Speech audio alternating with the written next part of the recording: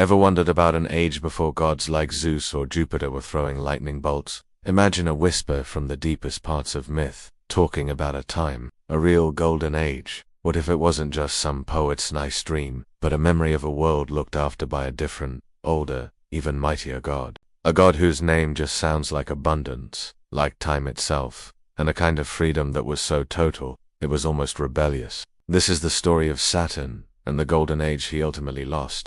Way before the Olympian gods became the superstars of Western mythology, there was an older order of things. This was the time of the Titans, huge beings born from heaven and earth. And among these Titans, one really stood out, a god whose influence would ripple through cultures for thousands of years. Saturn, or as the Greeks knew him, Kronos. Now, Saturn didn't just stroll into power. His rise was a massive cosmic shakeup, a rebellion against his own dad, Uranus. You see, Gaia, his mother, was fed up with Uranus, imprisoning her children.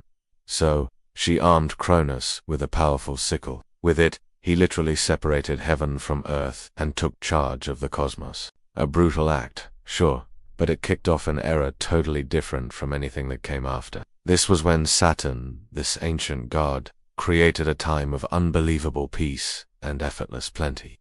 He wasn't just a king. He was like the living embodiment of a world playing by different rules, a rhythm we've pretty much forgotten. His partner Ops in Roman stories stood for wealth and abundance, a perfect match for his reign. This was the beginning of what poets and thinkers would later call the Area Aetas, the Golden Age. Picture this, a world where it's always spring. The earth just gives up its fruits, tons of them, without anyone needing to plow or sweat. That's the heart of Saturn's Golden Age. The old Greek poet Hesiod described it perfectly. People lived like gods. No sadness, no hard work, no growing old and frail. Peace was just normal. No weapons, no forts, no armies. Society, if you can even call it that, just worked in natural harmony. No laws needed. Justice wasn't something enforced. It was just in people. They did the right thing because, well, that's how things were. Bad behavior, totally unheard of. It was a time of amazing simplicity and connection. Mortals and immortals, they say, just hung out together, sharing all the good stuff the world offered up so easily. No need to slave away in the fields. The land just gave. Rivers flowed with milk and nectar, and honey literally dripped from oak trees. This wasn't just about not having bad stuff. It was an active, joyful existence, where life was like a gentle, flowing river. And when death finally came, it was as peaceful as drifting off to sleep. Those who passed on became friendly guardian spirits, watching over everyone. But don't think this paradise was just it was an ordered world, and Saturn was the one setting the tempo. You could call him the great dictator of rhythms. Now, dictator sounds harsh, but his influence wasn't about bossing people around. It was more like a deep, natural pull that kept everything in sync with its natural cycles. As the god of farming, sowing seeds, and harvest time, Saturn didn't just bless the crops. He was the idea of renewal, of planting and reaping, of growth, and everything coming to fruition. His famous sickle, not just a farming tool, but a symbol of his power over the harvest, over the very processes that keep us all alive. Even time itself felt different under Saturn. Not like Kronos, that abstract time-is-everything idea the later Greeks had. This was time measured by seasons, by the steady, reliable beat of agricultural life. He was the keeper of these cycles, making sure the earth produced its bounty right on schedule. This link to time also connected him to birth, growth, and, funnily enough, dissolution, the natural end that clears the way for something new. His reign showed a world where humans lived in perfect harmony with these natural rhythms. What a difference from the ages that followed, which were all about struggle, hard work, and trying to force a living from a reluctant earth. And this idea of Saturn as a god of natural order and good times wasn't just a Roman or Greek thing. Think about the planet Saturn, the most distant one you can see without a telescope. Across the ancient world, it inspired a similar kind of. In Babylonian astronomy, they often linked it with Ninurta. Some Babylonian texts even called Saturn the sun star, or hinting that maybe, way back in some forgotten mythic past, Saturn played a kind of primeval sun god role. The ancient Egyptians called the planet Saturn Horus, bull of the sky, tying it to kingship and immense power, or reflecting how important they thought this planet was. Even in Hindu cosmology, Saturn, known as Shani, is a serious player. He's the stern judge of karma, in charge of discipline and making sure actions have consequences. Shani's slow drift across the sky was seen as a lesson in patience, endurance, and the unavoidable way fate unfolds. All these different cultures feeling a similar vibe about Saturn's power. It tells you something, doesn't it? It points to a really deep human intuition about his connection to life's fundamental cycles, to farming, to time, and to an ancient, foundational order that once defined everything. The Golden Age was just this divine, rhythmic harmony playing out on Earth. So, the Golden Age itself faded into myth, but its memory didn't just vanish. It echoed down the centuries, and nowhere louder or more joyfully than in the huge festivals held for Saturn. The most famous, the Roman Saturn. This wasn't just your average harvest party. It was a conscious, all-out attempt to bring back, even if just for a little while, the freedom, the abundance, and the everyone is equal spirit of Saturn's lost kingdom, Saturnalia, usually celebrated in December, starting as a single day on December 17th and later, stretching into a week-long blowout, was probably the best-loved festival on the Roman calendar. It was a time when Roman society's super strict social rules weren't just bent, they were flipped upside down, spectacularly. All work stopped, courts closed, schools shut their doors, and you couldn't even declare war. The whole city of Rome, and Roman towns everywhere, just exploded into a carnival of feasting, drinking, and making merry. One of the coolest things about Saturnalia was the role reversal between masters and slaves. For the festival,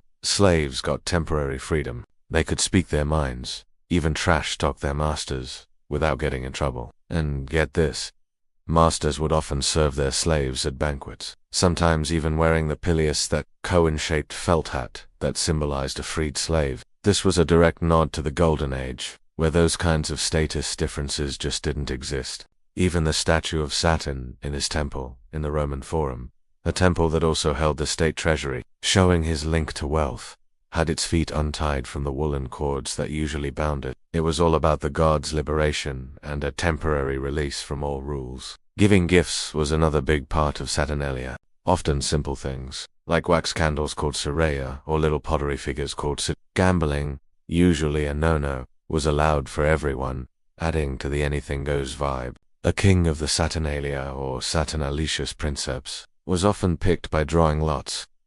A kind of joke king who'd lead the fun, give silly orders, and just add to the general topsy-turvy feel. It was a time of licensed chaos, a way for society to let off steam and enjoy freedoms that were normally stamped out. This rebellious side of Saturnalia, deliberately turning social norms on their head, embracing what looked like chaos, was, in its own strange way, deeply respectful. It was like saying, hey, Jupiter's world, with its strict hierarchies and laws, it's not the only way, and maybe not even the most natural way for people to live. By hitting pause on those rules, Romans were paying tribute to Saturn's older, freer world, where good things flowed freely and you didn't need a bunch of social restriction. The poet Catullus called Saturnalia the best of days, and it's easy to see why. It was a quick peek at a lost paradise, a reminder of a time when the world felt younger, more generous, and a whole lot more joyful. The Greek version, the Chronia, celebrated around harvest time in Attica, had similar vibes, honoring Kronos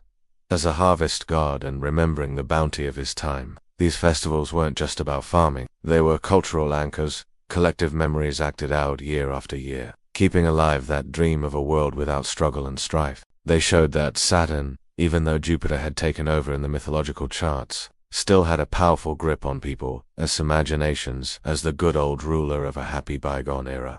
The partying and role-swapping weren't a rejection of order, but a kind of ritualized longing for a different kind of order. Saturn's order, where freedom and plenty went hand in hand. And the influence of these Saturn-style celebrations, especially Saturnalia, was so huge that many of its customs, the feasting, the gift-giving, lighting candles, that whole spirit of goodwill and fun, are thought to have trickled down into later midwinter festivals, including Christmas. It just shows how powerful that vision of a golden age was, kept alive through centuries of joyful, almost rebellious, remembering. But, like all good things in myths, Saturn's reign couldn't last forever. The reasons for its downfall were kind of baked into its very nature, often echoing the same old stories of power, prophecy and family drama that brought Saturn to power in the first place. The stories, mostly from Greek mythology where Saturn is Kronos, tell a tale of fear and an unavoidable, tragic end. Having kicked his own father, Uranus, off the throne, Kronos was haunted by a prophecy. It was a chilling reminder of what he'd done. One of his own kids would eventually overthrow him too. This prophecy cast a long, dark shadow over the Golden Age, making its ruling titan paranoid. Driven by this fear, Kronos did something desperate and truly awful to try and dodge his fate. Every time his partner Rhea had a child, Hestia, Demeter, Hera, Hades, and Poseidon Kronos, in a horrific act of self-preservation, swallowed each baby whole, right after they were born. He was trying to eat the future, literally swallow any threat to his rule, trapping his own divine kids inside him. This grim cycle of birth and consumption could have gone on forever. But Rhea, heartbroken and desperate to save her next child, went to her parents, Gaia and Uranus, for advice. They came up with a plan. When her youngest son, Zeus, was born, Rhea whisked him off to the island of Crete and hid him in a secret cave on Mount Ida.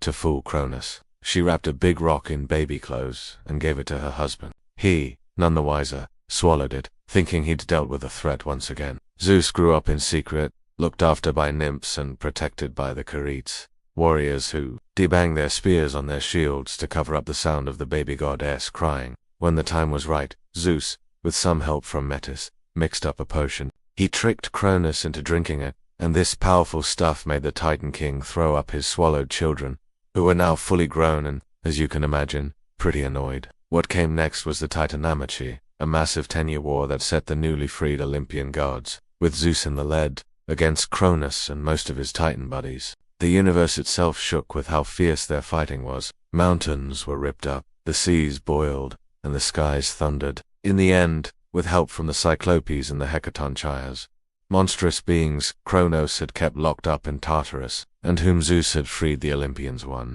Kronos and the rebellious Titans were defeated and thrown down into the shadowy depths of Tartarus, the deepest pit of the underworld, to be imprisoned forever. And just like that, the Golden Age was over.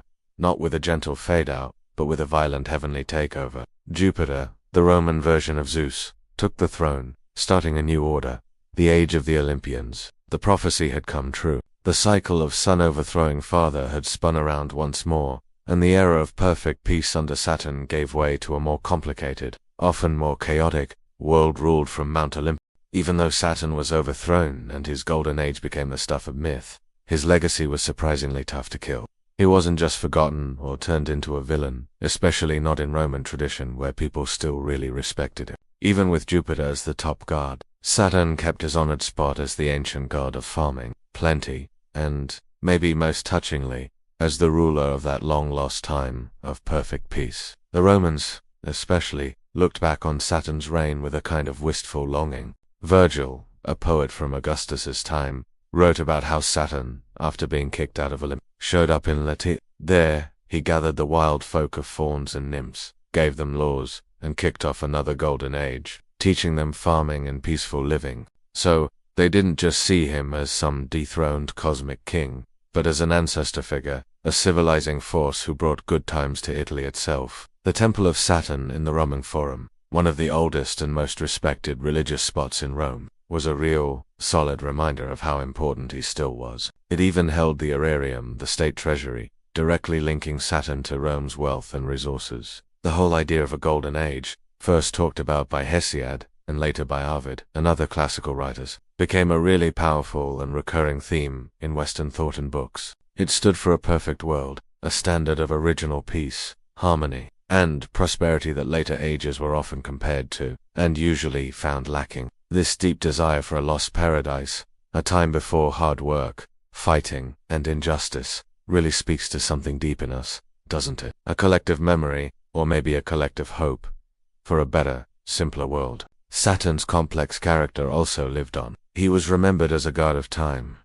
Not just seasons and farming cycles, but also, sometimes, mixed up with Kronos, the actual personification of time. This gave him a more serious side, a reminder that time stops for no one. In some astrological traditions, Saturn was seen as a bit of a downer planet, linked to limits, endings, and tough times, but also to wisdom and maturity you gain through experience. His name, of course, is still with us.